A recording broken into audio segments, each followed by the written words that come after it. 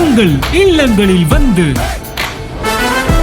உங்கள் உள்ளங்களை உயிர்ப்பிப்பது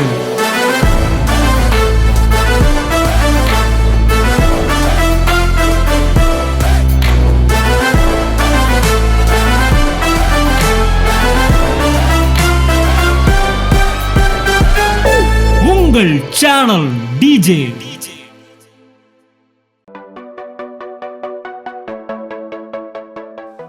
நான் பரிசுத்தமாய் இருப்பதை தேவ சித்தம் என்றால், நான் பாவத்தில் இருந்தால் எப்படி பதறி அடித்து பரிசுத்தத்துக்குள் ஓடி வர வேண்டுமோ அப்படிதான் நீங்கள் ஐஸ்வர்யமாய் இருப்பதை தேவனுடைய சித்தம் என்றால், நீங்கள் வறுமையில் இருந்தால் பதறி அடித்துக் கொண்டு ஐஸ்வர்யத்துக்குள் ஓடி வர வேண்டும் என்று நான் சொல்லுகிறேன். மாலை வேளையிலே மன்னம் திறந்த அவர்களுக்கு ஒரு மாபெரும் அழைப்பு கொடுக்கிறேன். இயேசு நாமத்தில் ஐஸ்வர்யத்துக்குள்ளே ஓடி வாருங்கள். போதகர்களே ஓடி வாருங்கள்.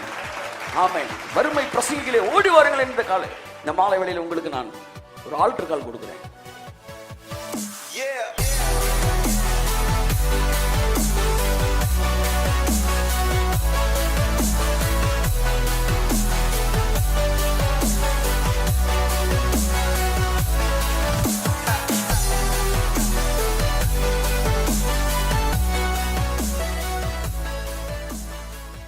என் அன்புக்குரியவர்களே, ஐஸ்வர்யம் நம்முடைய சிந்தனையில் சிருஷ்டிக்கப்பட வேண்டும். ஐஸ்வர்யம் நம்முடைய சிந்தனையில் சிருஷ்டிக்கப்பட வேண்டும். எல்லாரும் ஒரு தடவை சொல்லுங்க. கர்த்தர் உங்களை ஆசீர்வதிப்பார். சொல்லுங்களேன் ஒரு 4 தடவை. ஐஸ்வர்யம் என்னுடைய சிந்தனையில் சிருஷ்டிக்கப்பட வேண்டும். திரும்ப சொல்லுங்க. ஐஸ்வர்யம். தேவனுக்கு ஒன்றை சிருஷ்டிப்பதற்கு முன்பாக அந்த சிருஷ்டிக்கப்பட போவது அவருடைய மனதில் இருந்தது. மனுஷனை படைப்பதற்கு முன்பாக அவர் சொன்னார், நம்முடைய சாயலின்படியும், பாருங்க டிசைன் உள்ள இருக்கு பாருங்க, நம்முடைய ரூபத்தின்படியும் டிசைன் உள்ள இருக்கு பாருங்க, இப்பொழுது நாம் மனிதனை உண்டாக்குவோமாக அப்படின்னாரு. அப்படின்னா மனுஷனை வெளியில படைக்கிறதுக்கு முன்னாடியே அவர் மனசுக்குள்ள அந்த படம் இருந்துச்சு. அப்படித்தான் இந்த ஐஸ்வர்யம் உங்க வாழ்க்கைக்குள்ள வர்றதுக்கு முன்னாடியே முதலாவது உங்க மனசுக்குள்ள அந்த ஐஸ்வர்யத்தை காட்டுறார் தேவன். உங்களுக்குள்ள இந்த விருப்பத்தை தேவன் தொடங்குகிறார். பிலிப்பியர் 4ஆம் அதிகாரம் சொல்கிற போல உங்களுக்குள்ளே விருப்பங்களையும் செய்கைகளையும் உண்டு பண்ணுகிறார். தேவன் தாமே தம்முடைய தயவுள்ள சித்தத்தின்படி, இந்த சித்தத்துக்கு பேர் என்னவா? தயவுள்ள சித்தம். ஆமா, நார்த் இந்தியா மிஷினரியா போ என்பது ஒரு சித்தமா இருந்தாலும், அது சித்தம் விருப்பத்தை கொடுத்து உன்னை தொடங்குறாருன்னு வச்சுக்கோங்களேன். இப்ப இந்த விருப்பத்தை கொடுத்து நீ நார்த் இந்தியா போடான்னு சொல்றாருன்னா அது தயவுள்ள சித்தம். எந்த ஒரு விஷயத்தையும் தேவன் விருப்பத்தை கொடுத்து செய்வார் என்றால் அவர் சித்தத்தை தயவாயினில் துவங்கி இருக்கிறார் என்று அர்த்தம். ஆமென். Praise God. ஹல்லேலூயா. ஆகவே தேவனுடைய தயவுள்ள சித்தத்தின்படி விருப்பங்களையும் செய்கைகளையும் உங்கள் வாழ்க்கையில உண்டு பண்ணுகிற தேவனாய் இருக்கிறார். அப்படித்தான் தேவன் ஐஸ்வர்யத்தையும் உங்க இருதயத்தில் என்ன செய்கிறார்? சிருஷ்டிக்கிறார். ஏன் மனதில் ஐஸ்வர்யத்தை அவர் முதலாவது சிருஷ்டிக்க வேண்டும்? பைபிள் வேதம் சொல்கிறது, அவன் சாபத்தை விரும்பினான், அது அவனுக்கு வரும். ஆசீர்வாதத்தை விரும்பாமல் போனான், அது அவனுக்கு. இப்ப ஆசீர்வாதம் வர்றதும் விலகிறதும் எதன் அடிப்படையில் இருக்கிறது? சொல்லுங்க. விருப்பத்தின் அடிப்படையில் இருக்கிறது. ஆகவே நீங்கள் ஆசீர்வாதம் உங்கள் வாழ்க்கையில் வர வேண்டும் என்றால் முதலாவது உங்கள் இருதயத்தில் நீங்கள் என்ன செய்ய வேண்டும்? விருப்பத்தை ஏற்படுத்த வேண்டும். ஆமென் சொல்லுவோம். உங்களை இன்ஃப்ளூயன்ஸ் பண்ணணும் கடவுள். இன்ஃப்ளூயன்ஸ் பண்ணார்னா தான் உங்களுக்குள்ள ஒரு வேலையை செய்ய முடியும். ஆபிரகாம் முழு நிச்சயமாய் நம்பினான்ற இடத்துல எப்படி இருக்குன்னா, தேவன் ஆபிரகாமை முழுவதுமாக இன்ஃப்ளூயன்ஸ் பண்ணியிருந்தாராம். இது எப்படி இருக்கு? தேவன் ஆபிரகாமை இன்ஃப்ளூயன்ஸ் பண்ணியிருந்தார்.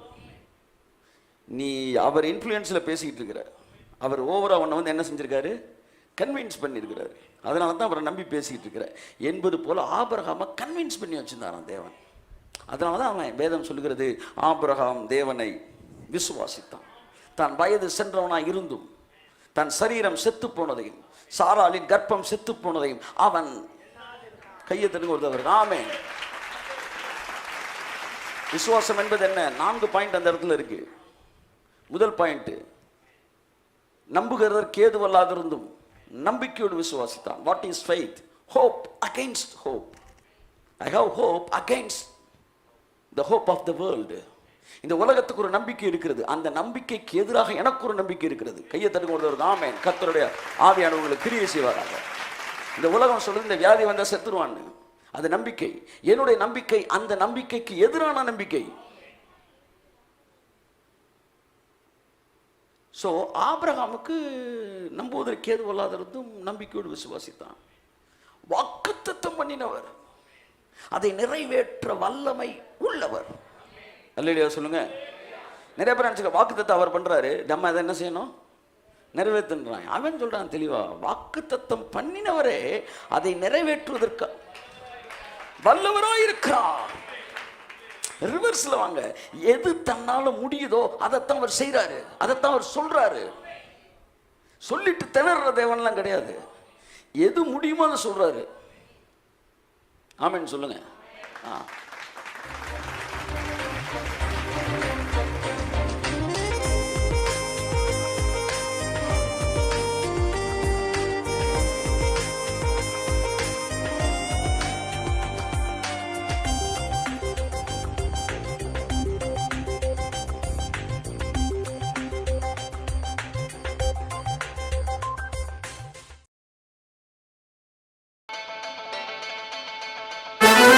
உங்கள் இல்லங்களில் வந்து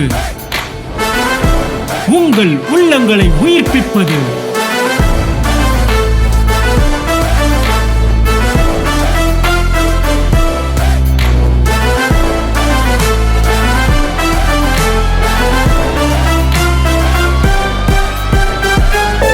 உங்கள் சேனல் டிஜே